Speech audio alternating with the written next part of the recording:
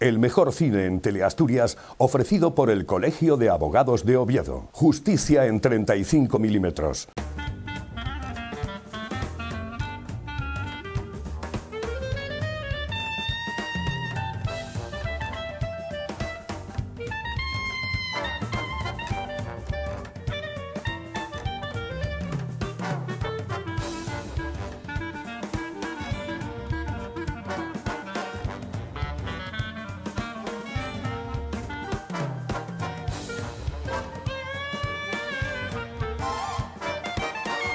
Justicia en 35 milímetros.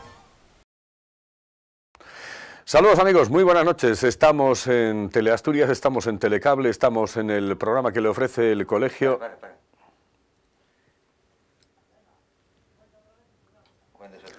1, 2, 3, 4, 5, 6, 7, 8, 9, 10.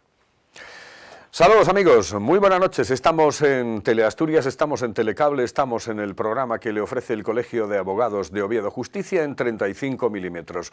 Hoy la película, yo diría que es de esas que te acongojan. El Cabo del Terror, un peliculón impresionante que vamos a visionar dentro de unos momentos aquí en este programa, en Justicia en 35 milímetros. Esta es la tercera de las películas del ciclo. La primera fue En bandeja de plata, esa película maravillosa de Walter Matthau y Jack Lemmon. La segunda, El sargento negro, una película de John Ford de 1960. Y esta tercera es una película de J. Lee Thompson, una película, yo diría que estremecedora. Hablaremos de ella dentro de unos instantes, antes de visionarla y después, por supuesto, en el coloquio con las tres personas que hoy me acompañan en el estudio. Esta película, dirigida en 1962 por J. Lee Thompson, está interpretada en los principales papeles por estas personas. Bueno, hay dos que son auténticamente maravillosos, que son Robert Mitchum y Gregory Peck. Yo creo que tienen dos papelazos impresionantes, pero después lo iremos analizando con nuestros invitados. Al margen están Polly Bergen, Lori Martin, Martin Balsam, Jack Russell, Telly Savalas, reconocible en la película porque yo creo que todo el mundo se acuerda de la serie de Kojak, Telly Savalas, Barry Chase, Edward Platt, el jefe de Superagente 86, Will Wright y Paige Slattery. Son los protagonistas de una película que vamos a visionar dentro de un momento. Y les presento ya, sin más dilación, a nuestros invitados. De izquierda a derecha, don José Antonio Suárez, que ya estuvo en la primera. Muy buenas noches, abogado, muy buenas. Muy buenas noches, Carlos. Lo de abogado en esta película, de decir abogado, bueno, no por la segunda, pero lo de la segunda, ya sabes que en la versión de Scorsese, sí, lo de abogado, sí, eso sí, quedaba pues como muy terrorífico, ¿no? Eso lo ensayaba por la noche De Niro, Robert De Niro. Lo ensayaba por la noche con Scorsese, le llamaba por teléfono y le decía, abogado, ¿estás ahí? Ah, pues mira, eso no lo sabía. Eso no lo sabía, ¿no? Pero eso no lo sabía, lo hacía Robert De Niro, sí. Luis Mugueta, periodista, bueno, ha hecho muchísimas cosas en su etapa profesional y sigue haciendo muchísimas cosas en su etapa profesional, pero posiblemente muchos le recordarán porque Luis ha sido el director de la extinta, desgraciadamente, Voz de Asturias. Muy buenas noches. Buenas noches, Carlos. Buenas noches. Una película que vamos a ver dentro de un momento que como mínimo ya te da como un poco de eso, de miedo, de terror, ¿no? Una gran película, ciertamente. Una gran película. Ramón Mijares, abogado, él está acostumbrado al tema de las cámaras porque tiene ese seminario maravilloso en su despacho que pues siempre que se puede lleva a gente pues tremendamente importante tocando temas del mundo de la abogacía. Don Ramón, muy buenas noches. Buenas noches, Carlos. Buenas noches. Las cámaras que no le dan miedo a Ramón, ¿no? Una cosa son las cámaras en casa y otra cosa son las cámaras fuera de casa, ¿verdad? Cuando son en el despacho son muchos años ya y bueno, no se notan.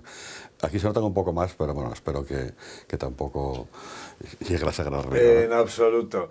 Bueno, antes de nada, ¿qué os parece tener un ciclo de cine jurídico? A José Antonio ya me respondió el otro día, pero tener un ciclo de cine jurídico de películas que tengan relación con el mundo jurídico. Luis, Ramón. Yo te diría, Carlos, que hay ya un trabajo importante hecho sobre este tema, lo comentábamos antes, por Benjamín Riballa, el actual decano de la Facultad de Derecho, que es profesor de Filosofía del Derecho, y que tuve el honor de traerlo a nuestro seminario jurídico Gerardo Turiel en un par de ocasiones, la primera de ellas por cortesía de la editorial Tirant lo Blanc. Y tiene diversos libros, diferentes trabajos, uno es cine para jueces, otro es derecho y cine, siempre hablando del derecho y del cine, que es su especialidad. La verdad que es un hombre, si José Antonio parece sapientísimo en el tema, Benjamín Riballa, puedes alucinar con él, con todo lo que sabe, tanto de derecho como de cine y de la interconexión de ambas ciencias. Benjamín Riballa vendrá seguro.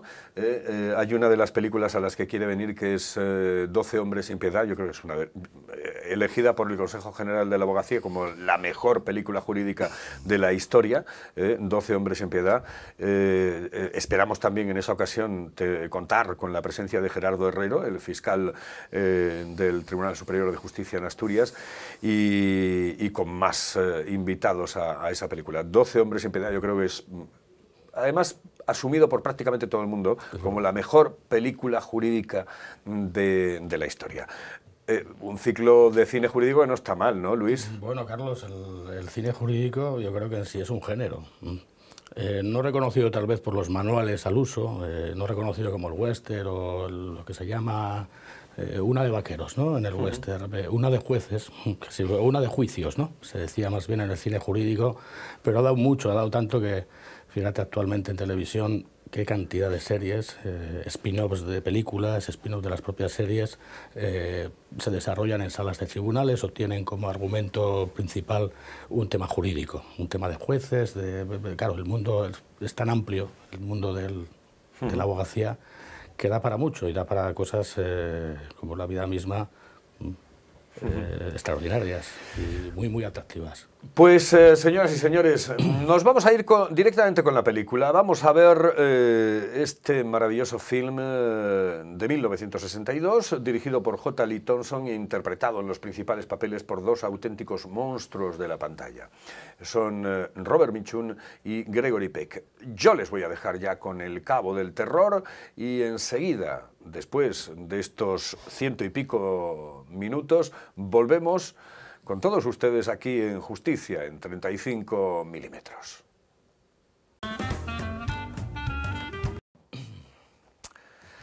Magnífica película, hemos disfrutado, pero en cualquier caso van a ser ellos quienes comenten El Cabo del Terror, esa primera película que después daría lugar a esa segunda, El Cabo del Miedo, que interpretase formidablemente Robert De Niro en el principal papel, porque ¿quién no se acuerda? Yo le decía a José Antonio antes, al inicio de la película, lo de abogado. Bueno, que me decía José Antonio que es cierto, es decir, que él lo había ensayado en su momento, ¿no? Bueno, aquí, ya que estamos hablando de la segunda, bueno, vamos a seguir con la segunda. Robert De Niro, además de ser cierto que ensayaba por la noche llamando a Martin Scorsese, lo cierto es que se tomó muy en serio incluso la forma de hablar de Max Cady. Y se fue por los pueblos estos americanos, por las aldeas, a grabar cómo hablaba la gente esta ruda, el acento y tal, para ensayarlo. Y bueno, después recordaréis que aquí en la película que hoy vamos a comentar, no, pero en la película de Scorsese, Robert De Niro lleva unos tatuajes muy llamativos. Bueno, pues esos tatuajes no eran reales, pero sí se los hicieron con unas tintas vegetales que tardaron en desaparecer meses y meses. Se lo tomó muy en serio. A mí esta película, yo no sé lo que pensáis vosotros, pero a mí esta película me gusta bastante más que la segunda. Yo no sé, tiene algo especial esta primera versión, esta primera película, que la segunda. ¿Qué os parece? Yo, si no hubiese que elegir, mejor, porque, bueno, yo El Cabo del Miedo hace tiempo que la vi, pero recuerdo, bueno, tras ver esta, la que acabamos de ver, recuerdas inevitablemente haber visto el remake, ¿no? Y hay cuestiones en las que dices, bueno, al margen de los 30 años y que podemos hablar de lo que ha evolucionado el cine desde entonces o cómo se puede trabajar con la misma novela o guión diferente, o coinciden en la música, creo, ¿no? Una y otra han aprovechado la banda original. Quiero decir que hay una hilazón y luego lo irremediable es hacer las comparaciones, ¿no? Antonio hablaba de meterse en el papel de Robert De Niro. Hay cosas que son igual muy de matiz, pero no son tan profundas, que se pueden comentar. Ese abogado tan popular, hemos hablado y tal, pues hasta Buenafuente lo utiliza o lo utilizaba en sus sketches y tal. Aquí es un matiz, pero aquí el Robert De Niro es señor abogado. Sí, sí, Mr. Advocate. Es una cosa, igual han pasado 30 años y en la segunda película la sobreactuación, que bueno, en buenas palabras, de Robert De Niro, lleva a transformar este icono de la película, una cosa simbólica, muy comercial, puede darnos también, para compararlas, que no es el caso es hablar de esta, ¿no? Pero puede darnos también, vamos a ver, esta película es mejor que la de Scorsese, es más contenida, en mi opinión es mucho más contenida, tiene matices, está más matizada, pero en determinados momentos, así como la de Scorsese, en mi opinión, hay momentos que son sobreactuados, valga otra vez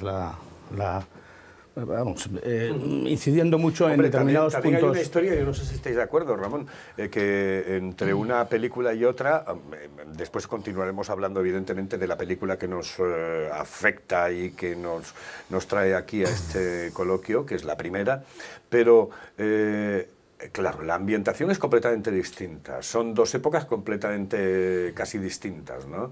Es decir, y esta concretamente está como, a mí me parece tremendamente bien ambientada.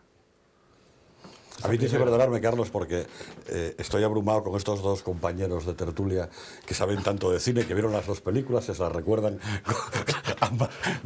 con mucha precisión. Y yo vi esta película porque, bueno, pues estamos aquí y acabamos de verla, y la verdad que me impresionó, te pone el corazón en un puño. Hay actuaciones de unos y otros que son soberbias, pero lamento no poder comparar la una con la otra porque la otra no la vi. O sea que no sé cómo me trajiste aquí con tanta gente tan preparada. De hablar tanto de las dos cuando realmente... No, está bien, no, si el error lo cometo yo porque pues, soy el que digo que realmente esta película a mí me gusta más. Sí, me gusta más, no sé por qué, pero me gusta más. Yo diría mucho más que eso. Yo solo estoy conforme, vamos, de acuerdo con lo que acabáis diciendo, que la mejor película es esta primera, sin duda. Pero hay una cuestión fundamental que tenemos que tener en cuenta. Esta primera película surge de un modo natural, en el 62, con un director, John Lee Thompson. Pues bueno, un director muy hecho al cine de acción y tal. Por ejemplo, recordáis todas aquellas películas de Charles Bronson de acción, ¿no? Pues son todas de él, entonces conocía ese cine. Y cae en manos de él este guión y bueno, rueda la película. Pero ¿qué ocurre con la segunda versión? La de Robert De Niro, la de Martin Scorsese. Eso es un remake de laboratorio perfectamente estudiado para taquilla, para hacer taquilla. Y de hecho se estuvo debatiendo, hubo ahí sus más y sus menos, quién la iba a dirigir. En primer lugar estaba propuesto para dirigirla Spielberg. Y querían que dirigiera La lista de Schindler, que estaba Spielberg con ella, que la dirigiera precisamente Scorsese. Y luego fue al revés. Y luego estaban también a ver quién la protagonizaba. Le ofrecieron el papel pues a varios actores y al final lo rechazaron todos. Y bueno, quiero decir con todo esto que, claro, la película es mucho más estridente, es decir, tú estás más contenida, indudablemente, pero más estridente, más llamativa. Sí, pero tiene razón, el efecto taquilla y el efecto taquilla, ¿a quién había que buscar? Y la industria no era lo mismo, evidentemente. Robert De Niro acababa de salir de una serie de títulos muy taquilleros y entonces Robert De Niro dices tú, yo soy casi más expresivo, más fuerte que tú. Robert De Niro lo que hace en esta película son fundamentalmente muecas, que es lo que en sus últimas películas supo hacer. O sea, está excesivo, demasiado. Es un histrión. Para mi gusto. A mí no sé, pero los dos principales papeles, tanto de Gregory Peck como de Robert Mitchum, son para mí, desde mi punto de vista, formidables. A mi modo de ver, creo que Robert Mitchum se come a Gregory Peck con patatas. ¿Sí? Absolutamente. A mi modo de ver, o sea, la expresión de Robert Mitchum, esas miradas, esos fruncimientos, la crítica general está contigo, me parece que se lo come. O sea, sí, se lo come. Sí, sin duda. ¿Se lo come quizá porque el papel más importante sea ese? Porque, Bueno, claro, yo creo que la expresión, esa cara de Robert Mitchum, esa forma de mirar, esos gestos... Pero eso que apunta no, lo que Carlos- estamos viendo ahora, por ejemplo, ahí en el plasma, ¿no? Estamos viendo pasar la película y estamos viendo a un Robert Mitchum. Tú míralo ahí, es que se lo come. La chulería absoluta, ¿no? Se lo come, el otro está ahí como acomplejado, ¿verdad? Eso que apuntas tú, Carlos, el papel principal sería el de él. Es que si os fijáis, la película, ¿cómo empieza? La película empieza con él, en primer plano, caminando. O sea, la película es un poco la historia de una obsesión, de una venganza, pero de una obsesión. Ves, ya en la primera escena, vemos a Mitchum dirigiéndose directamente a buscar al abogado. No le importa nada. ¿Recordáis la escena hasta que sube las escaleras, le tira un libro a la señora del juzgado y tal? Ni le hace caso. En parte, bueno, por lo chulo que es, ¿no? Pero muy bien efectivamente. esa Ahí escena denota es, la chulería que tiene, te va poniendo ya, dices, pero sobre todo la obsesión que tiene. Para él solo tiene en mente el abogado, ¿no? Bueno, entonces el papel empieza ahí. Y efectivamente, toda la película, todas las demás escenas empiezan con él. Está constantemente en pantalla. Es lo que hablamos un poco el otro día con Walter Matthau y Jack Lemmon, que se comía el papel secundario y se come el principal. Pues aquí ocurre un poco lo mismo.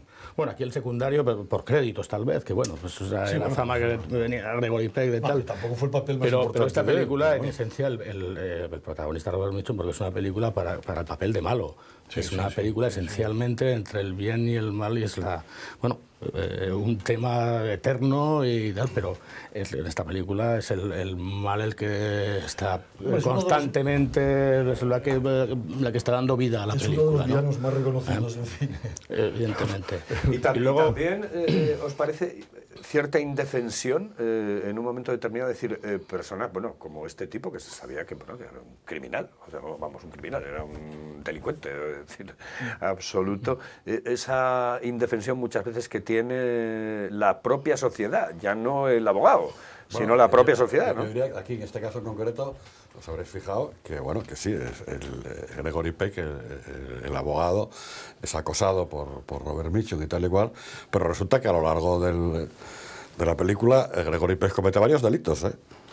Cuidado, Cuidado, Cuidado, Es el recorrido de la película. Que, en fin, o sea, sí, que bueno, que la sociedad no la protege, no lo protege suficientemente. El policía local, que es el que decías tú, el jefe de la gente, el Superagente 86, bueno, lo intenta, el pobre, pues, todos sus medios, pero no es capaz de proteger, porque, sí, pero Ramón, nadie es capaz de proteger eso. Exactamente, pero Ramón, esa indefensión, es decir, esa impotencia que a veces tiene, pues en este caso la policía, para poder... Bueno, es que vamos a ver, esto pasa en todas partes y en todos los momentos.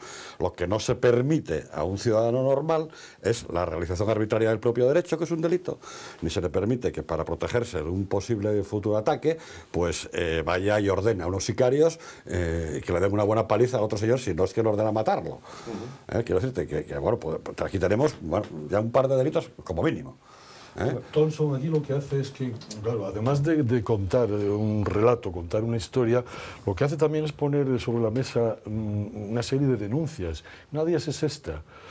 Nos sitúa la acción en un pueblo, vamos, una ciudad pequeña, americana, ¿no? De los años 50, en plena expansión, pleno crecimiento, el boom americano de posguerra. ¿No? Se presupone que es sureña, por lo menos por cerca de New Orleans. Digo por el tema de que las cosas son... Cuando se hacen la sinopsis de la película se dice drama sureño. Sí. Además, así con más a flor de piel. Entonces te sitúa eso, el abogado, la familia, pues bueno, una familia acomodada, de clase media, un profesional. Hay en una escena de la película, el propio Mitchum le dice que es uno de los hombres más brillantes o representativos, ¿no? Algo así le dice, ¿no? O sea, que es una persona que está, bueno, bien situada, bien relacionada, es amigo del juez, es amigo del policía, es amigo de todos. Está situado. Y entonces toda esa tranquilidad, esa vida placentera y tal, de repente se ve truncada por la aparición de un personaje muy incómodo. Empieza a perseguirle, a acosarle y tal. ¿Y qué ocurre? ¿Qué te plantea aquí Thompson? Te plantea lo que hace precisamente esa familia americana acomodada, cómo actúa frente a ese peligro que se le echa encima. No actúa, como tú decías, Ramón, de manera legal y jurídica. Lo primero que actúa, recurre a sus contactos, a la policía, al juez, a ver si se le puede echar de la ciudad. No entra ni sale en lo que se puede hacer o si es legal o no. Lo que quiere es echarlo. Sí, pero quizá también me da la sensación de que porque él intuye que el otro tiene muchas posibilidades de ser echado. No, pero, sí, porque resulta que tenía que tener $5.000 como mínimo y resulta que él pensaba que no lo llevaba, pero los llevaba. Claro. O sea, iba preparado para eso, para que no lo echaran, ¿no? Claro. Por eso, entonces... Claro, los toques son precisos, ¿no? Llega el momento en que incluso te planteas, no está haciendo, como espectador, dices, no está haciendo todo lo que debería de hacer, ¿no? Antes de ir a las armas de lo no legal, ¿no? Siendo el abogado, pero como tú bien dices, esto se presenta rápidamente, muy rápidamente, diciendo, el acosador, enseguida va a ser el acosado. Es el momento en que contrata a un abogado para decir, hola señores, esto tal, ¿no? No digo enseguida, ha transcurrido bastante película, pero lo ves venir. El otro ha estado 8 años en la cárcel estudiando leyes, lo dice claramente y tal. En el momento en que lo meten lo llevan a comisaría, lo desnudan, lo sabe de sobra. Lo que comenta Ramón del, oye, no recuerdo por qué es, bueno, vagos y maleantes, ¿no? Como tal, vamos a por vagancia, por tal, no pueden por el tema del dinero. Él tiene los resortes legales y se plantea este tema que yo creo que es crucial y es el tema que pone el director en la película y me imagino que en la novela, que no la ha leído... Eso es un poco abuso por parte de la sociedad acomodada, ¿no? También es un papel abusivo. ¿Y el caso de la indefensión? Porque en este caso es que tú te sientes indefenso ante un tipo que realmente se está saltando absolutamente todo. Es decir, ese planteamiento que te hace a continuación Thompson. Dice, coño, y ahora este hombre que efectivamente está acosado, aunque no puede recurrir a esos mecanismos que inicialmente pretendía, pero algo tendrá que hacer porque realmente está acosado. Recurre a la policía y la policía no puede hacer absolutamente nada. Porque el otro no comete ningún delito, por lo menos. Exactamente. Claro, no ha cometido ningún delito, entonces... Claro. Entonces, ¿qué le dice? Oiga, pues mire, que se decía, ¿no? Contrátese a un detective a ver para ver si le hay manera de cogerlo. Esto lo dice el comisario. Lo hemos visto, hay una frase, en mi opinión, crucial, vosotros sabréis más como legos, valga la palabra en el asunto, que es del comisario de Martin Balsam, cuando le dice, en un momento, el otro ya está desesperado, le dice, aquí o sobran leyes o no tenemos las suficientes. Claro. Y ahí hay esto ya es, esto sabéis vosotros más. Ahí hay un tema de conflicto tremendo, entre que sobran leyes o no tenemos las suficientes. Es que nunca va a haber suficientes leyes para eso. Para eso es imposible. Nunca va a haber suficientes leyes para prever lo que puede venir. Sí, pero Ramón, yo me pregunto, es decir, ese acecho que realiza... Nunca las sabrá. Claro, nunca las sabrá. Pero ese acecho que él realiza, y además que es evidente, el acecho a la mujer, el acecho a la niña, está claro, él está... Sí, bueno, pero eso ya yo creo que lo que estás comentando ya es el desenlace y eso yo creo que se va quiero decir, que llega el momento en que evidentemente el drama o la trama tiene que llegar a un punto, ¿no? Y ahí ya él ya se va de su estrategia de venganza legal, digamos, ya se va él también, porque entra, yo creo, no sé si te referías a eso, que es el final de la película, el acoso a la mujer y a la niña, el previo acoso, el que ni siquiera el previo acoso, pues a la niña, por ejemplo, en la escena del colegio y tal, incluso puedes pensar que es una casualidad, porque ya el propio abogado, Gregory Peck, ha avisado a su familia, cuidado con un hombre con puro, con sombrero Panamá, entonces la niña es un pánico que ni siquiera, es el tema de la película, inquietante en el tema de terrorismo psicológico, que comienza con el envenenamiento del perro, ahí. Pero son cosas, disgrego mucho, pero voy a eso, a que tal vez las previas del acoso, es lo que se llama ese terror psicológico, luego al final de la película se van un poco de confrontar lo legal o lo ilegal, ¿no? Es que yo deduzco que al final de la película, porque no lo pone claramente, pero yo deduzco que al final hay una agresión a la mujer, física. La hay, de hecho, la hay, yo no sé a lo que llega, pero en la pantalla, por ponerle le toca el escote. Como es tan contenida, incluso esas escenas más violentas, porque si os fijáis, la película no es violenta, únicamente las 2 escenas finales, ¿no? La lucha, es muy... la violencia es agobiante, ¿no? La violencia es agobiante, pero no es violenta en exceso. Yo no sé, vosotros, por ejemplo, si la comparas con la otra. Al ver la película, ¿os ponéis en la piel de este tipo, de Gregory Peck? Pero eso te pones hoy cualquiera. Aquí no conoce el caso de una vecina que está amargando a la otra y no puede hacer nada. Pero eso lo estamos viendo todos los días. Claro, ¿qué mecanismos tiene una mujer que está siendo acosada constantemente por su vecina? Y resulta que, claro, no deja pruebas, no se la coge, pero se la está armando todos los días. ¿Qué hacemos? Pues es un planteamiento que, el segundo planteamiento que te hace el director es ese. Oye, que el mal está ahí, pero ¿yo qué hago? ¿Cómo lo atajo? Bajando el balón al césped y saliendo un poco de la Claro. pantalla, sí que es trasladable, sí, Es a que es determinados así. casos y salvando Entonces, evidentemente frente a las eso distancias dramáticas, ¿no? Frente Pero- a eso, te pone ante la disyuntiva de decir, bueno, ¿yo qué hago? ¿Marcho yo? Porque no le puedo echar a Vale, este. yo supongo ¿Qué que hago? habrá vecinas tremendamente peligrosas, pero yo a este tipo no me lo querría encontrar enfrente jamás. Bueno, vamos a ver, es un poco una caricatura porque, vamos a ver, el hombre, para mí en principio el papel de Mitchum es un papel que está abocado al fracaso de partida. Yo creo que es una autoinmolación la de él. Es un hombre que ha pasado 8 años en la cárcel de manera quizá muy injusta, entonces para él la culpa la tiene el abogado aquel que fue de testigo para declarar en su contra, ¿no? ¿Tú crees que es Pero injusto? él va a arruinarle la vida, pero él sabe que va a arruinar la suya también. Entonces es una Bueno, que autoinmolación. además es otra de las historias que habíamos visto ya en el desarrollo cuando estábamos viendo la película, ¿no? Que realmente no es una cosa al abogado, sino una cosa un testigo. Es un testigo. Sí, O sea, el aquí- abogado puede ser abogado, puede ser, como decíamos antes, Aquí la dentista. cuestión jurídica, Ramón. o sea, desde el punto de vista de colegio de abogados y de película de abogados, no es tal, puesto que el Gregory Peck sí es abogado, ciertamente, pero su papel en la película es acosado por haber sido testigo de un delito, en el que, por lo que se ve en el juicio, fue testigo principal y por su testimonio es condenado el Robert Mitchum a esos 8 años, con lo cual, bueno, en cualquier caso, es un abogado, pero es como si puede haber sido un fontanero o un periodista. Sí, porque es verdad, en la película yo no sé si, no queda muy claro si este caso por el que va a prisión el Cady, no queda muy claro si la víctima es mortal o no. Lo que pasa es que luego en la misma película, en el desarrollo de la película, aparece esta chica a la que seduce y luego maltrata y ella misma se niega a declarar, con lo que te recuerda que tal vez, y ahí bueno, evidentemente ya no tienes, mucho antes ya no tienes ninguna duda como espectador de la película de que realmente era culpable. Y que el testimonio de Gregory Peck era cierto. Por eso te decía yo, si realmente es injusta o no, pues, hombre, presuponemos que es justo, dado el desarrollo del personaje. Que, ¿no? Luis, que lo de realmente culpable y todas esas cosas, eso vamos a ponerlo siempre entre comillas. sí, bueno. O sea, llegamos a ver que formal y materialmente Disculpa, Ramón, era porque- culpable porque fue condenado en sentencia firme. Lo de la justicia y lo de la. Vamos a dejarlo para otro caso, porque en este mundo, Vale, en disculpa, este valle de lágrimas, bueno. la justicia. Disculpa, yo estoy la muy avezado en ese culpabilidad, idioma que todas esas en cosas, este caso vamos a poner entre hay que comillas precisarlo, siempre, sí. Vale, te lo agradezco. Lo que más os ha gustado... Estos términos, claro, igual me... No, claro, él es periodista y es distinto. Vosotros, claro, tenéis una superioridad en este tema absoluta. Estoy hablando de que si Sí, Luis, te- preguntaba, si realmente fue justa su condena. Te entiendo perfectamente, pero ha sido la forma de expresarme. Yo te digo, la justicia existe.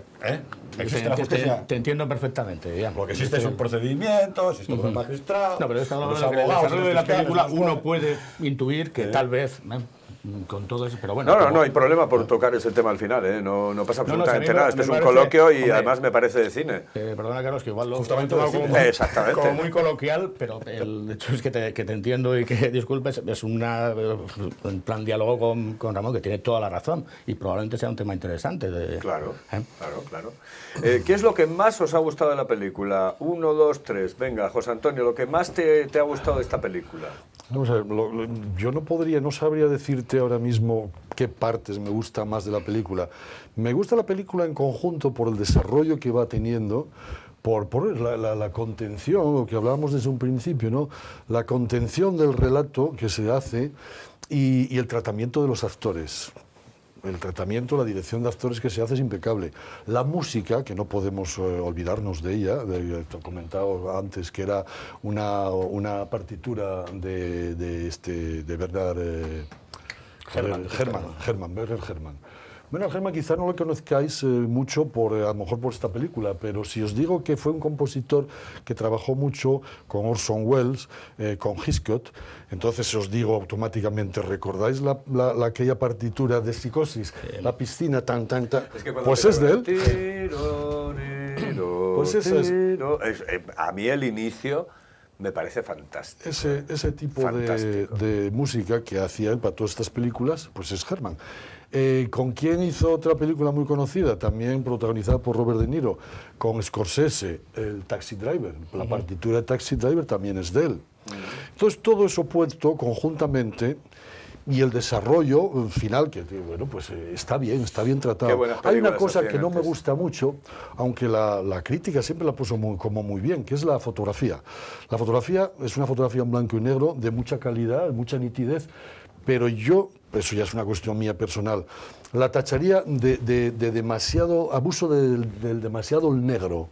Si os fijáis que además es una película que tiene muchos exteriores, muchas tomas en exterior. Sí. Yo la tacho de eso, de que a pesar de que a lo mejor está filmada, esas partes filmadas en exteriores, abusa demasiado el negro.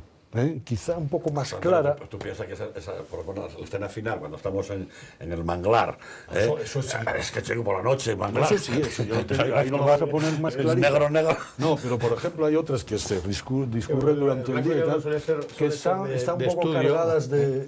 O yo no sé si es la copia que nos ha pasado, o es la película que está así, o que se rodó así, que la fotografía se ha hecho así, se ha revelado así.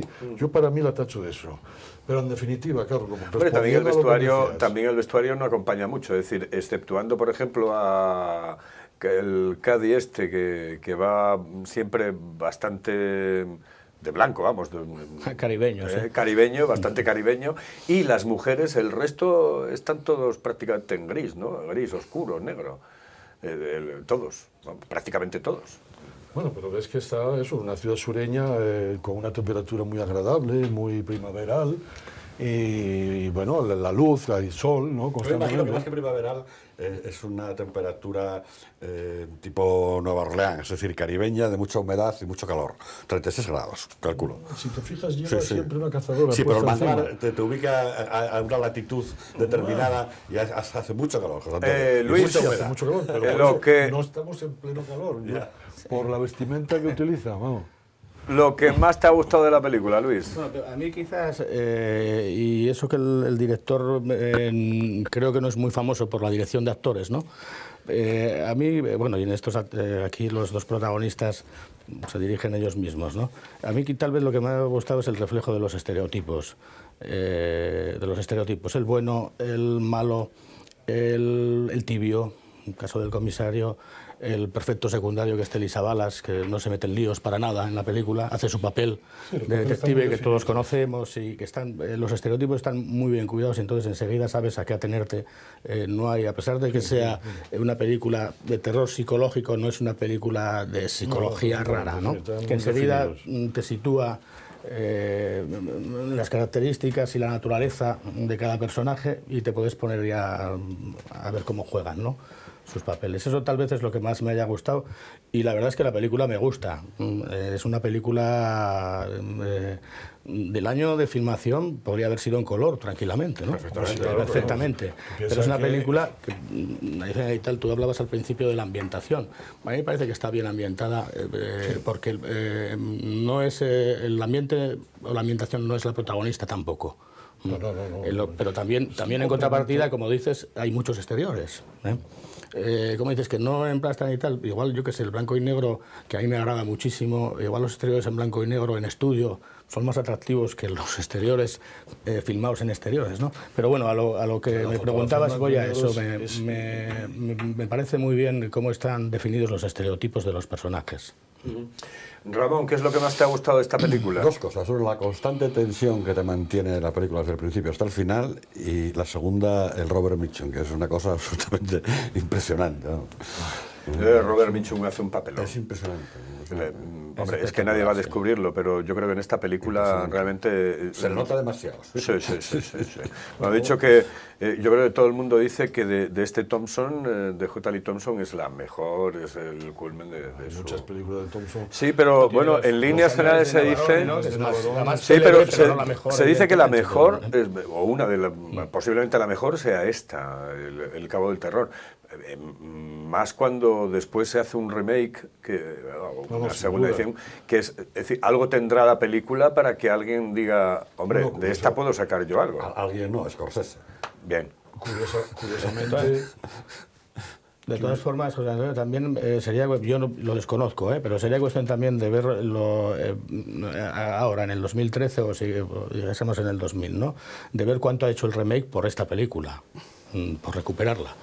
Pues muy poco, quiero decir. ¿Tú crees que poco? Más bien mal, lo que le ha hecho ha sido bastante daño.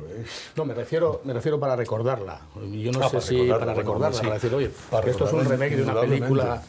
Yo conocí El Cabo de Miedo como si fuese, hombre, a la hora de leer las críticas dices, pues hay una película de tal, pero lo descubres entonces, ¿no? Sin ser cinéfilo. Si te fijas en todos los remakes, lo que sirven son fundamentalmente para recordar la primera, que en muchos supuestos, la mayoría de los casos, es mejor que la segunda. A diferencia de la reciente esta Django, que es infinitamente mejor que la primera. Eso es, bueno, ¿qué os parecen los secundarios de la película? Los secundarios son todos fantásticos, empezando por el primero, que estabais hablando de él ahora. Telly Savalas, Edward Platt, es que, bueno, es que son gente además... Son todos además unos actores muy... El Telly Savalas, el Robert Mitchum, el Gregory Peck, son actores, bueno, preferidos del director. De hecho, el propio Martin Balsam, el comisario, a mí me parece que está desaprovechado, pero bueno, ya es por una fidelidad a Martin Balsam. Es uno de los secundarios más prolíficos del cine americano. Martin Balsam está en todo, aparece en todas las películas, siempre, joder. En las películas hay pocas que no aparezca. Hay pocas que no aparezca, y siempre ha sido un actor de primera, vamos, de primerísima. Pero si tuvieseis que decir de ellos el mejor secundario de la película, ¿quién...? Hombre, superando lo que acabamos de decir, que si consideramos que el primer papel es de Gregory Peck, el segundo... Yo entiendo que la película tiene dos protagonistas, aunque evidentemente, como dice Ramón, uno eclipsa al otro, ¿no? Pero yo creo que tiene dos protagonistas, hay dos protagonistas en la película, quitando a Polly Bergen, pero vamos, son Robert Mitchum y Gregory Peck. De los otros... Hombre, Balsam yo creo que es el más destacable de todos ellos, por lo que estamos diciendo. Polly Bergen es una actriz que, bueno, hizo mucha televisión, hizo muchas películas aquellas de Dean Martin y Jerry Lewis, aparecían todas ellas. Todavía hace poco, el año pasado hizo una película, en el 2012, una película bastante, bueno, aquí desconocida, pero vamos, bastante aceptable en Estados Unidos. Hizo una película también no hace muchos años con Johnny Depp, Cry Baby. En fin, es una actriz conocida, pero de segunda fila también. Pero hizo muchas películas, muchas. Balsam, ya os digo, están todas las películas, absolutamente en todas. ¿Y quién más? Cruisen, John, el que hace del abogado de Max Cady. Ese compartió, recordaréis que comparte papel con Jack Lemmon en El apartamento. Pero es un actor menos conocido, más de segunda o tercera línea, ¿no? Para ti, Luis, ¿quién es? Bueno, yo decía antes que me parece un poco desaprovechado Martin Balsam, pero bueno, también es verdad que está en su papel. Igual esperas, yo qué sé, un poco más, pero yo estoy con Ramón, que Mitchum en este caso oscurece al propio Gregory Peck, y a partir de ahí los secundarios están en función de la trama que la llevan estos dos. Mira, la maltratada, la chica esta que está saliendo ahora, Bernie Chase. Bernie Chase también fue una actriz que hizo muy pocas películas, es muy poco conocida. Hizo algo, es bailarina, hizo algo incluso con Fred Astaire, pero es poco conocida, más televisión que otra cosa, sí. Ramón, los mejores... Te voy a contestar al revés. Hay una secundaria que me llamó muchísimo la atención, que es La Niña. Es un poco monstruito, ¿verdad? Yo no sé si es interesante que hizo. Sí, pero tú fíjate los pelos que lleva. Es como si estuviera, porque es una niña que tendrá 12 años o así, ¿no? Y es como si estuviera de peluquería, pero de peluquería con secador de estos de casco y tal cual. Y es un poco sorprendente, ¿no? Bueno, me llamó la atención eso, ¿no? Ese personaje de esa niña que es esta niña, pero no es tan niña, porque resulta que va un poco, no sé, pintada con unos pelos. Es la fotografía, Un poco, Eso es más la fotografía. Bueno, de todas formas, el pelo que lleva la niña es de peluquería con casco. Exacto, la niña de los años 50, Ramón. ¿Pero una niña de 12 años o? Nada, los años 50, una niña de 15 años en Estados Unidos. Esta no tenía 15 años, yo tenía menos. No, hombre, tiene 15 años. ¿Tú crees? Nació en el 47. Y representa efectivamente un papel de una niña de 15 años, una adolescente. Me parece muy joven para eso, ¿eh? El papel que representa en la película es de una adolescente que puede estar entre los 15 y 17. Ahora, realmente ella, cuando se rueda la película, tiene 15 años. ¿Cómo se llama la chiquilla? Esta Lorin, ¿cómo se llama? Lori Martin. Lori Martin, hombre, Lori Martin. Es la única película un poco así destacable que hizo. Desapareció muy pronto también del cine y murió además muy joven. ¿La película se hace amena o hay momentos en los que baja un poco la presión? No, yo creo que no. Se hace constantemente. La tensión. Lo que decía Ramón antes, es constante la tensión. La tensión esa te la mantiene desde el principio al fin. Fundamental. Eso es lo que tienes que exigir a una película te mantenga. Eso lo sabe llevar perfectamente el director, sí. Bueno, vamos a irnos con un descanso breve y enseguida seguimos con el coloquio de esta película, El Cabo del Terror, de J. Lee Thompson, que acabamos de ver aquí en Telecable. Regresamos en el descanso. Después del pequeño descanso nos quedan 20 minutos de coloquio. Bueno, señores, ¿esto se da en la sociedad? Es decir, ¿este acoso se da en la sociedad normal, en nuestra sociedad? En la vida real. Ramón. Pues sí, se dan este acoso y otros tipos de acoso y cosas que es muy difícil luchar contra ellas, pero sí se da. Recientemente mataron a una abogada en Madrid, parece ser que un cliente descontento. Y sin embargo, los acosos que yo conozco principalmente no son por el cliente. Normalmente el cliente siempre queda satisfecho con el trabajo del abogado, normalmente. Fijaros que es una de las profesiones mejor valoradas en este país, ¿eh? Y quedan con, vamos, ya sabemos que los pleitos los gana el cliente y los pierde el abogado, pero a pesar de eso, el cliente normalmente queda satisfecho con el trabajo de su abogado. Sin embargo, hay un caso de una compañera que fue asesinada hace poco por un cliente, ¿no? Sí. Es más propio, yo creo, el acoso al abogado contrario.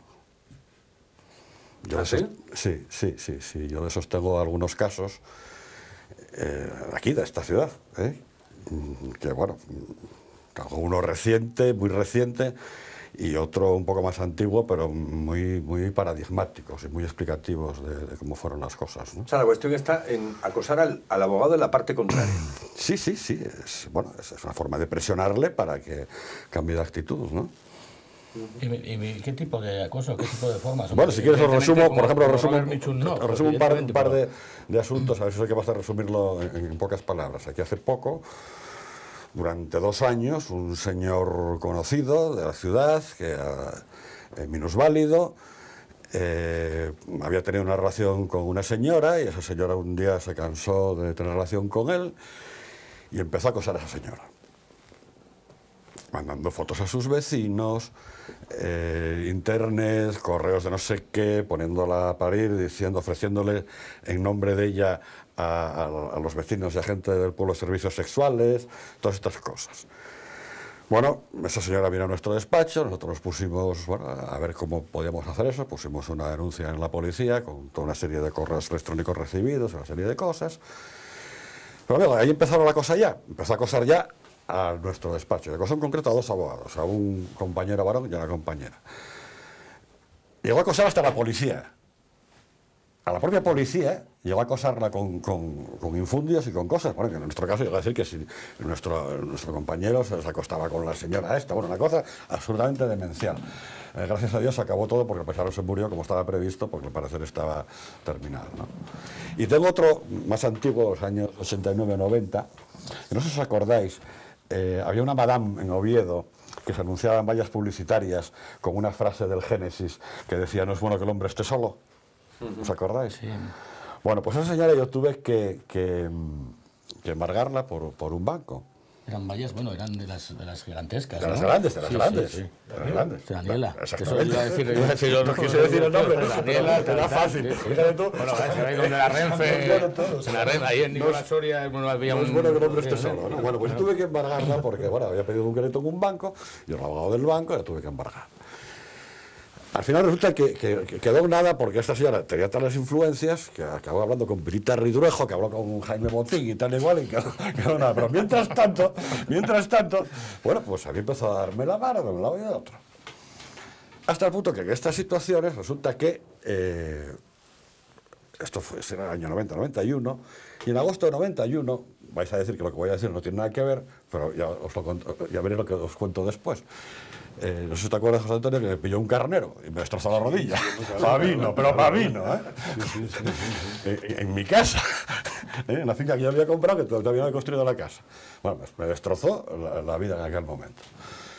Bueno, pues el abogado de esta señora, al cabo de unos meses, me dice: Ramón, es que te hizo vudú. Bueno. Eso sí que era bueno. Yo no sé si se tendrá relación una cosa con la otra. Ahora bien, estos dos datos son ciertos. Es decir, que me pilló un carnero y que el abogado de ella me dijo: Ramón, te hizo vudú. Bueno, que se hace vudú es cierto. Y es un hecho, y bueno, ahí está. Y hay mucha gente que se dedica a ello y vive de hacer vudú pagando. Pero bueno, además de esto, que efectivamente acabas de contar, Ramón, y que conocíamos, dices tú que en la vida real lo estamos sufriendo todos los días. El acoso, por ejemplo, que hemos visto en la película, hemos visto un tipo de acoso. Ese acoso al abogado, en este momento, no es de la misma manera. ¿A través de qué...? Hoy con los medios estos que Internet, tenemos, por ejemplo, ¿no? Internet, por ejemplo. Internet se hacen auténticos acosos, pero gente que además, ten en cuenta que está no tan preocupada como Gregory Peck, pero casi. Se hacen amenazas de muerte, se hacen amenazas de todo tipo. A la persona, a su familia, a sus padres, a todo el mundo. Nosotros también tenemos esto, nos llega a todos los despachos cada poco, asuntos de estos. Oye, bueno, antes de ir, porque además quiero haceros una pregunta fundamentalmente a los dos especialistas, a los dos abogados que tengo yo en el estudio hoy. En el tema del periodismo también existe acoso. Sí, evidentemente, como tú bien sabes, Carlos. Sí existe, yo no diría, bueno, podrías denominar acoso venial o entra en el sueldo, pero bueno, todas estas cosas, pero sí, claro que existen. Y existen en tono menor, en tono medio, en tono mayor, en tono... Tú has tenido que dar informaciones en un momento determinado que realmente podían perjudicar directamente a alguien y te has podido sentir acosado. Efectivamente, sí, por mil cauces y bueno... Lo conoces como periodista que eres, por mil cauces, de mil maneras. Y bueno, yo la verdad es que no he estado nunca en una situación que digas que tengas que acogerte a la ley, ¿no? Sí. Pero sí rozando al límite. Sí, son, te diría, casos concretos, no sé, porque hay muchos y son todos muy parecidos. No son de amenaza, no se llega a la amenaza, ¿no? Pero sí son de, ¿cómo te diría yo?, de una presión molesta y evidentemente interesada, ¿no? Lo mismo te digo por motivos empresariales, políticos, comerciales, fundamentalmente en ámbitos de poder, ¿no? Una pregunta para vosotros fundamentalmente. El acoso, cuando uno lo denuncia, ¿es difícil de argumentar? ¿Es difícil de probar? Pero vamos a ver, aquí hay dos tipos de cosas. Hay el acoso propiamente dicho y luego amenazas, porque hay amenazas serias. Es que nuestro Código Penal te lo dulcifica de tal manera que por una parte está el acoso, que es las coacciones y las amenazas, y no hay más. Y eso la mayoría de las veces en queda. No es mera falta. Bueno, pero es mera falta que para conseguir la condena... Pero cuidado, José Antonio, tú sabes que en el Código Penal las amenazas de muerte son delito. Sí, sin embargo, como tú acabas de decir, normalmente siempre se enjuician en faltas. En faltas, acaban en faltas. ¿Por qué? Pues no sé por qué. Por la dificultad de probar... Bueno, porque realmente... cuidado, vamos a ver, cuidado. Una amenaza de muerte, te voy a matar, sí, pero bueno, en el Código Penal es delito. Sí, Ramón. Bien, y el juez cuando ve eso, lo pasa a falta. Pero tú sabes que lo primero que te pregunta el juez es: oye, ¿y usted realmente sintió miedo? ¿Usted de verdad creyó que le iba a matar? No estamos hablando de cuando el juez le pregunta. Estamos diciendo, yo pongo una denuncia porque me están diciendo que me van a matar. Eso ya es un delito. Y eso es un delito. Sí, pero, bueno, pues sin embargo el juez no abre unas diligencias previas para... no, lo pasa a falta directamente. Sí, en la mayoría de los casos sí. A menos que la amenaza sea muy... Eso es una corruptela, como mínimo. Bueno. Yo por eso lo decía, si es difícil realmente. Yo supongo que muchas personas que nos están viendo en este momento... Pero ¿sabes por qué? Por la misma dificultad que tiene el personaje principal de la película de probar que efectivamente está sufriendo un acoso, o una amenaza, una coacción. Es que es lo mismo, la dificultad siempre está en la prueba. Repito, bueno, voy a repetir la pregunta. Es decir, ¿es uno de los delitos más difíciles de probar? Bueno, todos son difíciles de probar. Pero en lo que estábamos hablando, te voy a matar. Si eso se lo dice un paisano a su mujer, Sí, a la mujer le basta con llamar por teléfono a la policía y el paisano va al cuartón. eso sí, eso está claro. Sí, pero Directamente. Ya tenemos, estás hablando de una ley especial. Bueno, bien, directamente. Bien. En otro caso, te voy a matar, o sea, no le hacen ni caso, y el juez lo pasa a falta, y lo enjuicia como falta, y como mucho le caen 100 euros de multa. Sí, no, la situación es realmente... Al paisano no, ¿eh? Al paisano que llamó a la mujer no, ese no, a ese le cae bien gorda. En la profesión periodística pasa y sucede lo mismo, lo sabemos, ¿no? Pero en los años que has estado, bueno, pues dirigiendo un medio de comunicación, que has estado trabajando en un medio de comunicación concreto y además beligerante como era y fue siempre La Voz de Asturias, esos casos se dan habitualmente, ¿no? Bueno, no en la misma relación. No de la misma manera, ¿no? No de la misma manera. No, pero me refiero, por ejemplo, Luis, a la gente, y tú tuviste a tu, bueno, en tu grupo de profesionales, gente que estaba cubriendo, pues, juzgados, que estaba gente que está informando de ese tipo de historias, a lo mejor se puede sentir acosado en un momento determinado. Sí, hombre, son cosas que podríamos considerar muy graves o con una que hay que tener cuidado, o llamar a quien sea en prebenda de cualquier cosa. Son muy pocos, quiero decir, han existido, pero son muy pocos. Lo que sí son más cotidianos son, lo que diría yo, los más perversos, ¿no? Que normalmente no empiezan, hombre. Yo, si nos ponemos en el caso de La Voz de Asturias, estuve 25 años, pero 18 de ellos en responsabilidad.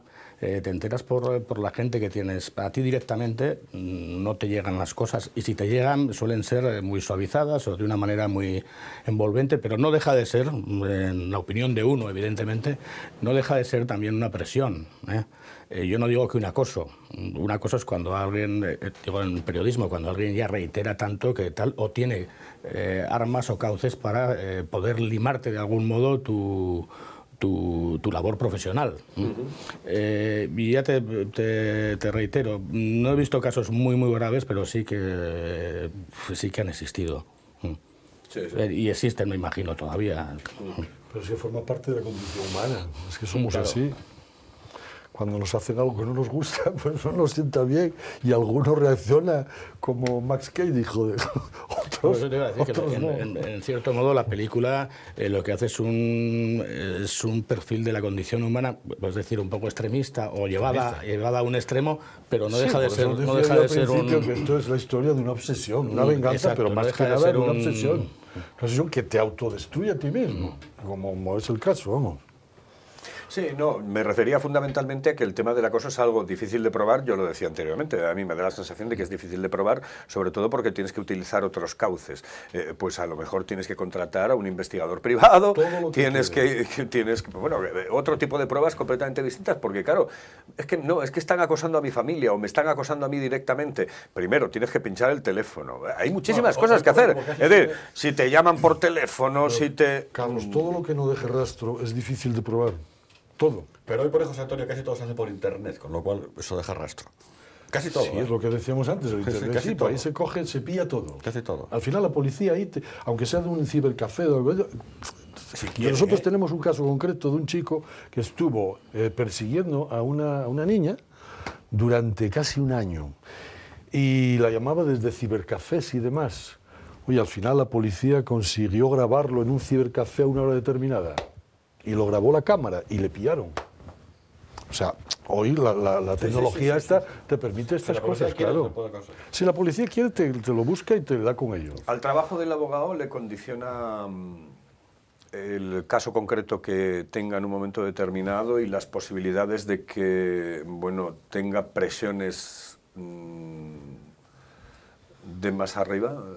Yo te acabo de contar dos casos que tuvimos nosotros y desde luego no nos afectó. Una cosa es que hayan terminado como terminaron, pero no porque, bueno, el abogado tiene claro, a mi modo de ver, qué es lo que tiene que hacer y cumple con su deber. Pero estás hablando de un despacho con gente, etcétera, etcétera. Yo me pongo en el despacho de un abogado que esté solo. Yo creo que el abogado tiene que tener muy claro, como dice Ramón, cuál es su cometido, su función. Su función es la de defender fundamentalmente a su cliente de la mejor manera que pueda. Y bueno, claro, ¿qué límites te encuentras con eso? Claro, si te están coaccionando, Hombre, a lo mejor llega un momento determinado y igual hay que denunciarlo y decir, cuidado señores, yo no puedo seguir con esto porque me está ocurriendo, yo no voy a poder cumplir con mi trabajo y entonces no puedo seguir adelante. Pero claro, eso ya automáticamente tomaría otra vertiente, ¿no? Otro rumbo. Ahora, si la coacción que te ejercen, hombre, es llevadera y es superable, yo no creo que te tenga que desviar de tu camino, hay que, insisto una vez más, defender a tu cliente de la mejor manera posible. Si te has superado, pues entonces mira, déjalo, denúncialo, haz algo. Volvemos a la película, volvemos a este cabo del terror. Una película que decíais vosotros fundamentalmente, bueno, que está más o menos bien ambientada, tenía buenos exteriores, etcétera, etcétera. Una película que dura lo que debe de durar, son 106 minutos. Hemos tenido películas, la primera en bandeja de plata me parece que eran 2 horas. Dura lo que debe de durar la película. Debería de haber durado un poquito más, debería de haber explicado mejor la historia, analizar mejor algunos de los personajes. Yo creo que ahí el director trata de la película, del desarrollo de la historia de manera muy pulcra y muy concisa. Y no hay un plano gratuito, no hay un plano de más, ni una escena de más. Y yo creo que sí es suficiente, por lo bien llevada que está. Yo entiendo que sí. ¿Veis lo mismo vosotros? Estoy totalmente de acuerdo, sí. Sí, igual no sé si el final se hace un poco largo, pero bueno, visto del modo en que lo dice José Antonio, a ver, voy a buscar algo que le sobra, es dificultoso. Pero ¿tienen enjundia los personajes? ¿Tienen...? Sí, la tensión se mantiene. ¿Todos? ¿Hay algún personaje que podría haber tenido un protagonismo mayor, más especial? Más que los dos personajes, los dos protagonistas principales, yo creo que no. Ahora, el fenotipo de cada uno de ellos está perfectamente definido, un poco lo que estamos hablando. Está perfectamente definido. Yo no creo que no cabe decir más. A diferencia de lo que pretende y hace la película de Scorsese unos años después, en el 91, que desde mi punto de vista sí que le sobra por todas partes. Es excesiva en todos los aspectos. ¿Ramón? No tengo nada que añadir a 2 expertos cinéfilos que... No, lo digo porque muchas veces en muchas películas yo echo de menos un poco más de protagonismo a este personaje concreto, ¿no? Es decir, por ejemplo, pues a la figura del jefe de la policía local, no sé, a cualquiera de las personas, al abogado, al otro... No echáis de menos absolutamente nada. Yo creo que son todos los personajes secundarios son un poco el aderezo de los dos principales, ¿no? Del plato principal. Y yo creo que están en su justa medida, no necesita más, ¿no? La música, habíamos hablado al principio, a mí me impresiona mucho el inicio, te decía Luis, el inicio ese de... Me parece una música maravillosa, ¿no? A mí me recordó a las películas de Hitchcock. Y luego José Antonio lo explicó muy bien, porque resulta que es el mismo autor, el mismo compositor. Es que me parece formidable. Sí, porque ayuda muchísimo a mantener la tensión, ¿verdad? Es una película, en la película de Scorsese, la última, la segunda, el remake, la banda sonora es una adaptación, no sé si es lo que hemos comentado ya, sí. Es una adaptación de la banda sonora original, o sea que varía muy poco. Hemos visto hasta el momento en el ciclo de cine la primera en bandeja de plata, la segunda el Sargento Negro, esta tercera que bueno pues es el cabo del terror. Tenemos muchísimas y muy buenas películas dentro del ciclo. 12 hombres sin piedad, que ha sido considerada la mejor película de la historia en el mundo jurídico. Anatomía de un asesinato, Vencedores o vencidos, El motín del Caine, que es testigo de cargo, testigo de, exactamente. Desde vuestro punto de vista, ¿cuál es la película? Ya no digo de estas, que me podéis decir una que no esté dentro de la lista. ¿Cuál es la película del mundo jurídico que más os ha gustado? Yo te voy a sugerir una que... Bueno, tiene que ver con lo jurídico, pero puede... En un segundo ciclo es posible. Pero puede pero puede no tener nada que ver con lo jurídico. Sin embargo, trata de un tema que en el mundo del derecho, en el mundo de los conflictos, está muy de moda, que es la mediación. Que tu señora sabe mucho de eso. Y es la película Acoso. Sí, Acoso. Acoso, que es sobre una mediación. una forma de resolver un conflicto entre una señora, una empresaria que acosa a un empleado, que es Michael Douglas, me parece. Ella es... Glenn Close. Ella no... No es Demi Moore, ella. Demi Moore. Demi Moore, hombre, perdón. Demi Moore, sí, perdona. Es que la Demi estaba Moore confundiendo. Sí, con otra y película Michael que hace Douglas. cuando- Y se trata del acoso que ella le hace a él, como un empleado que es, aprovechándose de su condición de superioridad. Sí, esto ya sí que película está. Y él plantea las cuestiones desde el punto de vista jurídico y se resuelve mediante una mediación. Mediación que ahora en tiempos de crisis parece que está en boga, ¿no? No hay manera que salga Para adelante, mediar. como sabes. Éxito de Yo idea, llevo ¿no? 20 años detrás de eso y todavía no hay manera. Pero bueno, tarde o temprano saldrá, si es que somos capaces en un país latino de que eso funcione. Pero dicen que, bueno, que en época de crisis es una de las cuestiones que mejor debería de funcionar. Es lo que plantean, de momento son solo palabras. Solo palabras. En una entrevista que le has hecho tú a Carmen Reyes, yo creo que te lo dejaba puesto de manifiesto de manera muy clara. No es una alternativa si se pretende a lo que son, por ejemplo, las tasas judiciales, el aumento del coste de la justicia, o como justicia alternativa, desde luego, no es la salida esa. Cambiar o ahora tratar de resolver los problemas con la ley de mediación no es la salida. Yo creo que la mediación tiene que enraizar de otra manera, Ramón. Vamos a ver, es que para empezar, la mediación no necesita ley. Si hubo un problema, por ejemplo, en Argentina en los años 90, fue que crearon una ley de mediación para formar cursos de mediadores, formaron a 4.000 mediadores y cuando terminaron los cursos no tenían que mediaciones que hacer, con lo cual no sirvió para nada. Bueno, el conflicto de Iberia ahora, resulta que ahora cuando efectivamente se necesita, se recurre a un mediador, se recurre a un señor que es un catedrático, pero que no es ningún mediador reconocido. Bueno, vamos a ver.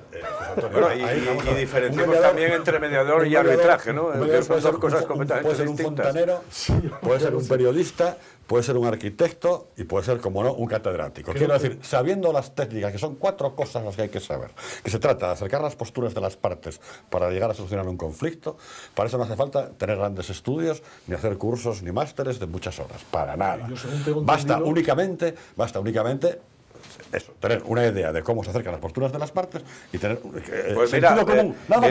en eso el que mejor puede hablar es Lo Luis. que se denomina un hombre bueno, ¿no? Bueno, eso es lo que se daba el nombre al juez de paz en la conciliación. La conciliación Esto es era- otra cosa. era otra cosa, Esto es sí. otra cosa. Es un ainda más. O sea, tienes que hablar con las partes para ver qué es lo que realmente quieren, para luego ir acercando las posturas y al final, pues por ejemplo, en este caso, no es habitual, pero en este caso el mediador de Iberia puso una propuesta sobre encima de la mesa, pero ya muy meditada y muy tratada con la gente, de forma que ambas partes la aceptaron. Con lo cual, ya ambas partes por sí mismas llegaron a ese acuerdo con la Quedan los ayuda pilotos, de ese mediador. Vale, bien, pero los pilotos no van a tener más remedio que decir que sí. Y no confundamos mediación con arbitraje, que es completamente distinto, porque el árbitro sí puede dictar un laudo, ¿no? No tiene nada que ver. En un momento determinado. El ¿no? árbitro es como un juez, pero privado. El mediador no, el mediador intenta acercar la postura de las partes. Nada más que eso.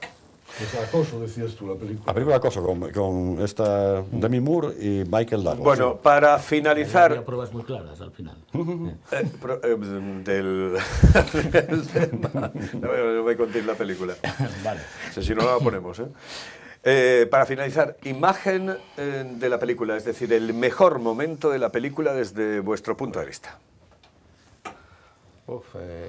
La mejor escena. Por ejemplo, dicen algunos expertos que, por ejemplo, la pelea final está muchísimo mejor realizada que en la segunda versión, la de Scorsese. Es decir, que es mucho más creíble. Es una carnicería, ¿verdad? Es una carnicería auténtica, ¿verdad? Es un disparate. Yo creo que esta está bastante mejor, sí. Hombre, no, digo, la mejor escena para vosotros. La mejor ¿Cuál escena. es la mejor escena? Hay una escena que a mí me gusta mucho, mucho, mucho. Yo no sé si es que tiene relación con el tema náutico y marinero, ¿no? Que a mí me gusta, que es cuando está la niña en la lancha, en el muelle, ¿no? Y aparece Max Cady y luego previamente había marchado Gregory Peck, ¿no? Y luego aparece toda esa escena, todo ese reflejo que te hace de esa vida americana. Para mí es de lo más bonito, de lo mejor de toda la película. Por la luz que tiene, porque ahí sí que tiene luz, ahí sí que está bien iluminada la escena. Sí, además está muy bien. Y la fotografía es buena, ahí en esa parte sí. Quizá eso, ¿eh? Vamos, por destacar algo, porque ya te digo, yo te destacaría todo. Pero de todos modos, Si me permites un poco la licencia, antes hablamos de los secundarios y de los principales damos por hecho de que, bueno, son dos actorazos impresionantes, pero yo me quedaría mal a gusto si no dijera que ni de Gregory Peck ni de Robert Mitchum son los mejores papeles, ¿eh? Hay infinidad de películas que vamos, que están de dos auténticos para destacar, monstruos, pero que no están en su mejor momento ninguno de los dos en esta película, ¿eh? Y te podría citar ejemplos a miles. Sí, hombre, sí, pero es que estos tipos, películas malas debieron hacer dos, Robert si las Mitchum, hicieron, y debieron de ser en Super 8. Robert Mitchum, estaréis conmigo si visteis, recordaréis La hija de Ryan, Sí, maestro de escuela. Eso sí que es un papelazo, ahí lo borda Robert Mitchum. Nos quedan 3 minutitos, mejor escena. A ver, yo me voy a ir más a lo conceptual que a lo estético, porque yo creo que estéticas hay bastantes. Bueno, la que acabas de decir. Me voy a lo conceptual, además has aludido al principio del coloquio a ella, que es cuando él entra al juzgado, y en las escaleras a una auxiliar, a una secretaria, a una administrativa, le cae un tal, y él pasa por delante. A todo esto con un icono también que es el puro en la mano, ¿no? Que hay tal, y me quedo con lo conceptual en que da ese desplante que no sé, haciendo su perfil, pero sin embargo entra a la sala de tribunal sin el puro. Yo digo, pensándolo ahora, ¿no? Después de visto, tiene un cierto respeto a lo que evidentemente no respeta en absoluto, ¿no? En la escalera te quedas con... Bueno, no sé si me explico bien. Sí, sí. Me quedo con esa escena porque además está hecha casi prácticamente en un plano y es excelente. Ramón, a mí la mejor escena. La que más me llamó la atención fue al final, cuando entra en esa casa flotante el Robert Mitchum con el torso desnudo y está la mujer ahí. A mí esa es la escena que más me impactó de todas, bueno, por lo que... Bueno, al final es un poco el resultado final, ¿no? Es un poco Se nos fue el tiempo, lo siento.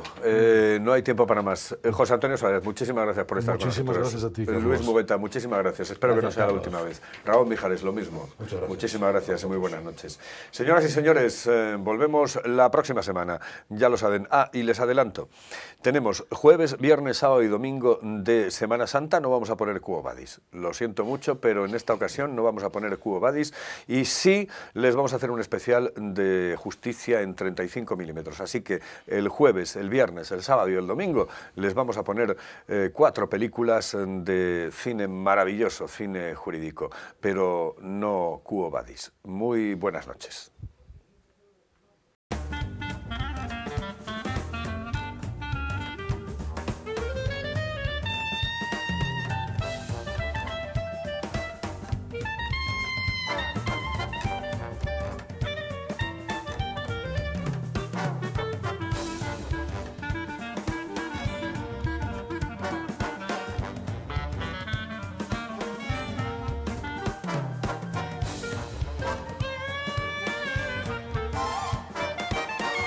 Justicia en 35 milímetros.